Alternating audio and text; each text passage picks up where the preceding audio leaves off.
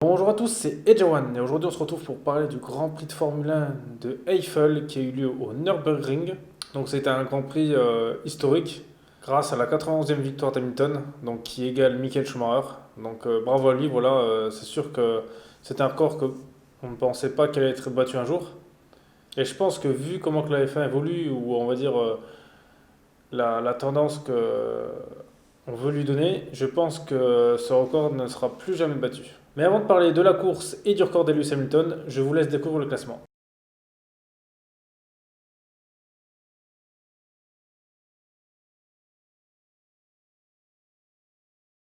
Donc, comme vous l'avez vu, c'est une 91e victoire d'Hamilton, car Bottas a abandonné. Donc le départ était assez serré. Hamilton a pris un meilleur départ que Bottas, mais Bottas a su reprendre l'avantage. Ensuite, Bottas a fait une erreur qui lui avait coûté sa deuxième place. Donc voilà, en fait, il a loupé son freinage au premier virage. Il a fait un plat sur le pneu qui a donc en plus de perdre sa première place, il a dû s'arrêter au stand. Donc c'était que sa stratégie était un peu décalée.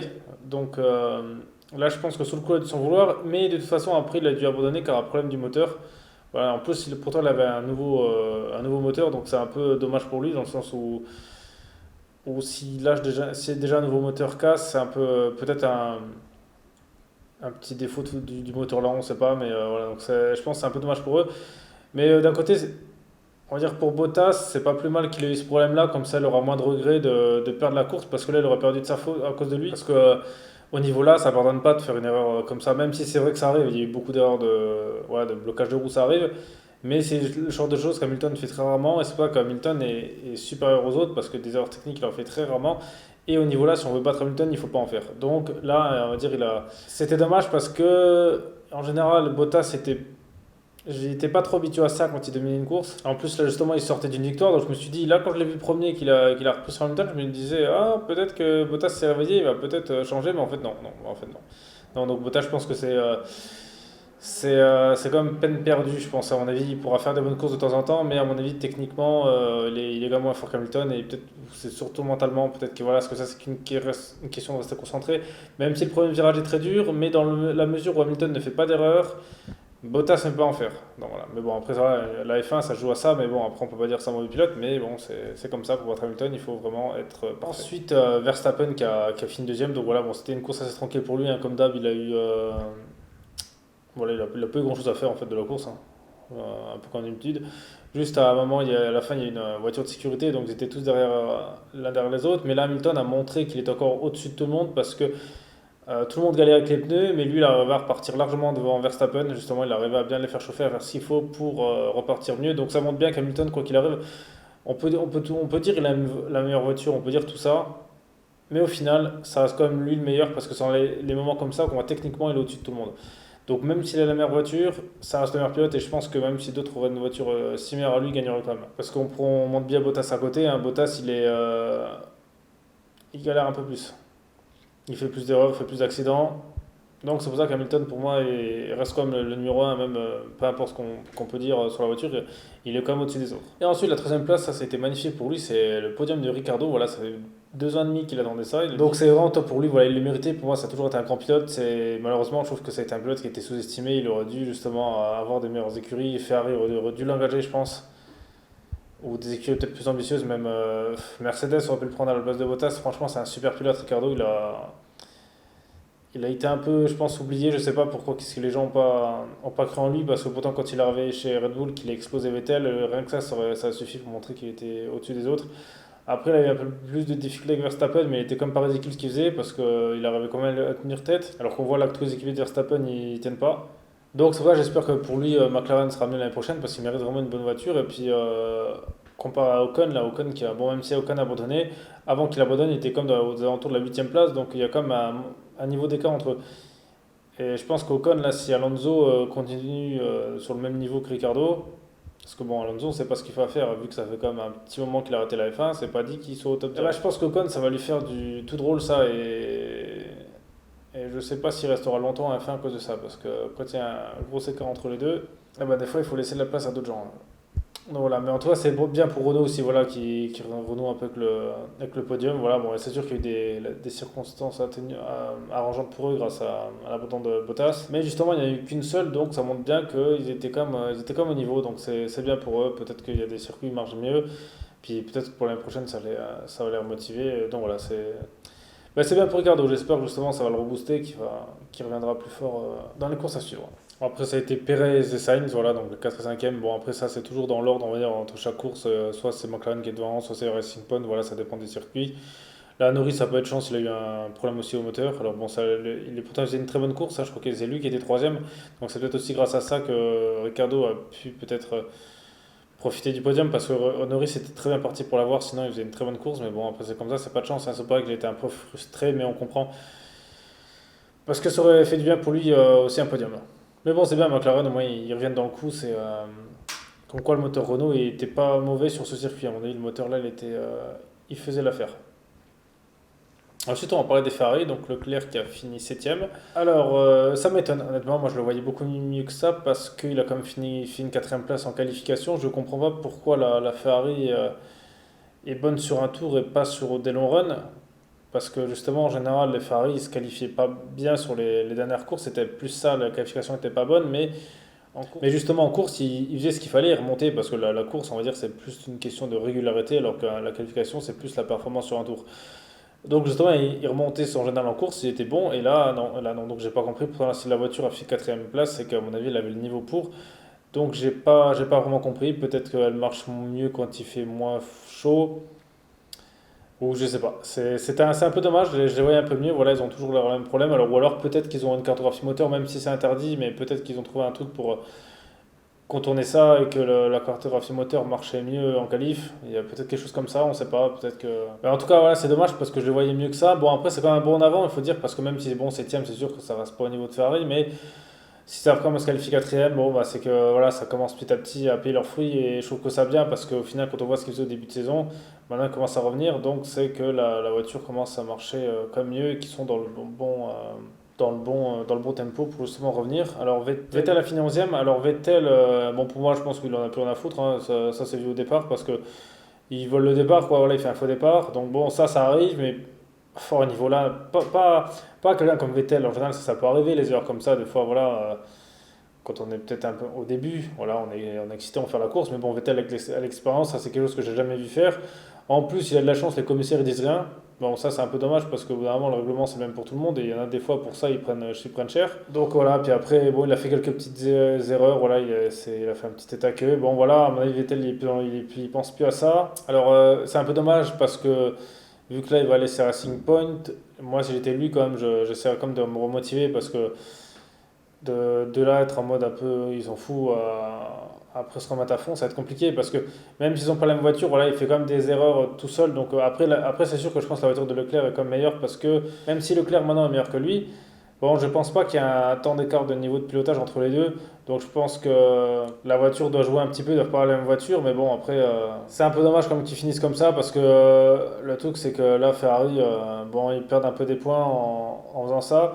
Bon, ce qui était bien aussi chez Ferrari, c'est là, enfin en stratégie, ils étaient un peu plus structurés parce qu'à un moment, ils ont pas posé la question à Leclerc, ils ont dit, allez, vas-y, on fait ça. Parce qu'avant, justement, des fois, ils avaient tendance un peu à demander, ils ne savaient pas trop quoi faire. Donc c'est bien, peut-être que petit à petit, ça revient. Maintenant, on verra dans le prochain Grand Prix si. Raikkonen aussi, bah, c'est bien pour lui il a battu le record de nombre de courses. Malheureusement, il n'a pas marqué de points, donc ça, c'est un peu dommage, hein. Ça aurait été bien pour lui qu'il marque au moins un petit point. Son équipier en a marqué un. Voilà, donc Raikkonen, maintenant, qui a 41 ans, devient le pilote qui a le plus de Grand Prix. Alors je pense qu'il n'y a que Vettel qui peut le battre. Je pense pas qu'Hamilton le battra parce qu'Hamilton, je le vois pas honnêtement justement faire comme Raikkonen, c'est-à-dire aller dans une écurie moins forte, il peut plus gagner le titre à mon avis. Et je pense qu'Hamilton, vu s'est toujours battu pour le titre, maintenant il arrêtera, je pense. Mais il a raison, hein. Voilà, après, comme Michael Schumacher, quand il a décidé d'arrêter, il a arrêté au sommet. Bon, après il est revenu, mais voilà, je pense que là, à mon avis, je pense qu'il n'y a que Vettel qui serait capable de faire ça parce que Vettel est capable justement de peut-être faire des saisons un peu moins, dans des écuries moins fortes. Peut-être que là, le fait d'avoir été chez Ferrari, qu'il a vu ce que c'était, peut-être ça l'a pas dérangé. Donc on verra, mais je pense que Raikkonen, son record va être long à battre. Parce que des pilotes qui restent aussi longtemps en Formule 1, maintenant c'est beaucoup plus rare qu'avant. Le monde a beaucoup évolué là-dessus. Et maintenant, on va parler d'Hamilton, donc voilà, c'est vraiment exceptionnel ce qu'il a fait. On pensait pas justement qu'il allait gagner, qu'il allait faire ça. Même si c'est vrai on va dire, Schumacher restera, si on parle des 80 victoires, Schumacher restera comme légèrement devant parce que lui, il a réussi à le faire avec moins de courses. Et aussi, voilà, moi j'ai quand même connu Schumacher et on va dire que Schumacher, quand j'ai gagné ses titres, même si des fois il avait beaucoup d'avance, mais je l'ai vu batailler beaucoup plus que Hamilton contre d'autres équipes. Parce que souvent, et je me rappelle des bagarres avec, il y avait Mika Hakkinen, il y avait contre Montoya, contre Raikkonen. À un moment, il y avait aussi un peu son frère Ralf Schumacher. Voilà, il a quand même eu des adversaires quand même plus compliqués. Bon, je vous parlerai pas de l'époque Benetton parce que moi j'étais trop jeune et je l'ai pas connu l'époque-là. Je peux pas vous dire contre qui il se battait. Donc voilà, c'est bien Hamilton rentre dans la légende. Bon, il a eu un peu plus de facilité. À part pour moi, son titre les plus difficiles, c'est quand il y avait Rosberg en équipier et chez McLaren. Voilà, Bon, ce qui est bien justement, c'est que Hamilton, pour moi, on va dire ce qu'il a fait fort, c'est qu'il a réussi à gagner le titre avec deux équipes différentes. Alors que ça, c'est bravo à lui parce qu'honnêtement, vous pouvez compter les pilotes qui ont fait ça parce que justement Schumacher l'a fait. Mais depuis Schumacher, plus personne l'a fait parce qu'Alonso il a resté chez la même équipe, Vettel chez la même équipe, Button chez la même équipe, Rosberg chez une seule équipe, Raikkonen une seule équipe. Donc c'est pour ça que Hamilton a fait quelque chose d'exceptionnel en gagnant un titre chez deux écuries différentes. Donc ça c'est bravo à lui. Ça va, il restera dans la légende et ça c'est bien, au moins on a connu Hamilton. Et maintenant je vais vous dire pourquoi c'est sûr que... Moi je suis quasi sûr que ce sera plus jamais battu. Alors déjà la première raison c'est que les budgets limités parce que en fait le truc c'est que vu que là les écuries ont un nombre limité de dépenses, les écarts entre les écuries vont être beaucoup plus serrés. Donc ça voudra dire que ça va être compliqué justement avec le même argent de faire beaucoup mieux. Donc les voitures à un moment donné, seront plus proches. Donc déjà ça c'est le premier problème. Donc ça c'est un peu dommage parce que c'est pas pour ça que ça réduit le spectacle. En fait je trouve ça vraiment dommage de réduire les coûts. Moi c'est un truc que je serais toujours contre en F1. Je veux bien pour d'autres catégories mais au moins laisser une catégorie en sport automobile où les coûts sont illimités. Ça pourrait être pas mal. Puis vu que là bientôt on annonce justement qu'il n'y a plus de carbone, donc un carburant 100% propre, je pense que là les voitures seront encore plus proches parce que ça va être plus compliqué. Et avec tout ce qui va se passer, justement, les budgets limités, à mon avis, ça va vraiment être compliqué d'avoir un pilote dans une écurie qui domine tout. Donc c'est pour ça que je pense que ce sera plus jamais battu, parce qu'à mon avis, là, ce sera plus, on va dire, chaque année, peut-être un autre pilote, ou des fois, il y en a qui peut gagner deux fois de suite, mais autant de fois de suite qu'Hamilton, je pense, sera plus fait. Alors d'un côté, il y en a qui vont dire que c'est bien pour le spectacle. Moi, je dis c'est pas bien, c'est pas non plus la meilleure des choses à faire, parce que je trouve que c'est bien dans un sport où quelqu'un justement il domine tout. Je trouve que c'est bien, ça construit une légende, ça vend du rêve. Par exemple, en IndyCar, il n'y a pas ça. Alors que, vous voyez, parce que là, j'ai l'impression que le règlement de la Formule 1 commence petit à petit à ressembler, dans le sens où budget limité, et vu que c'est un entreprise américaine qui a la Formule 1, peut-être qu'ils veulent essayer de justement se rapprocher de ça. Et d'un côté, je pense pas que ce soit l'ADN de la F1, parce que l'IndyCar est habitué à ça et pas la F1. Et je trouve ça bien de voir un peu du rêve qu'il y a toujours des pilotes qui émergent. Et puis là, parce que là, avec les nouvelles technologies là, qui vont devoir avoir un carburant 100% propre, pour moi, la F1 n'évolue plus. Alors la F1 évolue en technologie, mais la F1 n'évolue plus en vitesse de pointe, parce qu'on regarde Prenez par exemple le Grand Prix d'aujourd'hui, la Nürburgring, et ben, le record, c'est Takuma Sato qui l'avait sur une barre Honda. Vous savez de quelle époque ça date, ça date au moins, je pense, aller 2006-2008, un truc comme ça. Bon, peut-être même avant, 2004. C'est autour des années-là avec les voitures-là. Donc je trouve ça dommage que les voitures d'avant étaient plus rapides qu'une celle de maintenant. Pourtant, la technologie évolue. Alors c'est bien de vouloir faire du propre, mais laissons-les faire du propre s'ils veulent, d'accord. Mais réduisez pas les coûts, quoi. Parce que là, après ça va ressembler à la Formule I ou à l'IndyCar. Et je trouve ça un peu dommage. Et c'est pour ça que je pense qu'Hamilton, il a été vraiment dans la bonne époque. Et bon courage à ceux qui prendront la relève, parce que la F1 va être de plus en plus compliquée. En tout cas, voilà, c'est mon avis. Si vous avez un autre avis là-dessus, si c'est bon, vous pensez qu'Hamilton, son record sera battu, même si c'est vrai, quand Schumacher l'a fait, on disait plus personne le battra. Mais bon, l'époque, on va dire, où Hamilton est arrivé, c'était encore faisable dans le sens où la F1 n'avait pas justement, on parlait pas de coûts réduits, il n'y avait pas justement d'avancée dans un monde plus propre, c'était vraiment une époque différente. Donc maintenant tout ça, ça va changer. Petit point de commentaire, même si c'est vrai qu'il y en a beaucoup qui n'aiment pas la démission d'Hamilton, mais bon, après il y a eu la démission Schumacher, il y a eu Vettel, et maintenant il y a Hamilton, voilà, hein, bah, moi c'est comme ça, la F1 je l'ai toujours connu comme ça me dérange pas. Après, il y en a peut-être qui n'aiment pas Hamilton, mais si c'est un pilote que vous aimeriez, peut-être que l'avis de certaines personnes serait différent. Mais bon, voilà, après Hamilton, pour moi, il ne vole pas ses titres. Il a fait les bons choix. Donc maintenant, déjà, on verra. Mais je suis quasi sûr que de toute façon, Hamilton gagnera le titre là et le prochain. Et le huitième, c'est sûr qu'il les aura. Parce que le règlement ne va pas évoluer, donc les voitures seront similaires, il n'y aura pas beaucoup d'évolution. Donc à moins que Ferrari arrive à se réveiller, ou alors que le moteur Honda fasse des merveilles, mais sinon Mercedes va gagner la main. Il ne faut pas se leurrer, ce sera la même saison. Et peut-être que je sais pas si Hamilton continuera après la saison là, parce que peut-être qu'il va battre Schumacher et arrêter, peut-être qu'il prendra pas le risque de tenter de nouvelles technologies, ou alors justement ce sera peut-être un défi pour lui, il voudra tenter voir ce que c'est. En tout cas, merci à tous d'avoir regardé cette vidéo. C'était Edge One, on se retrouve dans 15 jours pour le Grand Prix du Portugal qui sera aussi à 14h10. Donc là, c'est un circuit, on va dire, ça fait nouveau parce que je sais que la F1 elle y allait avant. Moi, j'ai plus le souvenir d'aller au Portugal. Donc le circuit, c'est un circuit que je connais pas. Donc c'est bien, ça peut peut-être justement, même, à mon avis, la plupart des pilotes là ne connaissent pas le circuit là. Donc ça peut être une course excitante pour eux et peut-être ça peut distribuer les cartes parce que des fois dans les circuits, on va dire nouveaux, comme au Mugello, il y a eu énormément de spectacles. Donc on espère que ça ce soit dans le même lignée. Puis on verra ce que ça donne. Donc c'était Edge One, on se retrouve très vite pour une prochaine vidéo.